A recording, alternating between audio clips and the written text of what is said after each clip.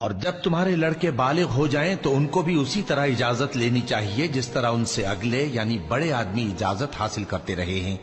اس طرح اللہ تم سے اپنی آیتیں کھول کھول کر بیان فرماتا ہے، اور اللہ جاننے والا ہے، حکمت والا ہے۔ اور بڑی عمر کی عورتیں جن کو نکاح کی توقع نہیں رہی اور وہ زائد کپڑے اتار کر سر ننگا کر لیا کریں تو ان پر کچھ گناہ نہیں، بشرطے کہ اپنی زینت کی چیزیں نہ ظاہر کریں،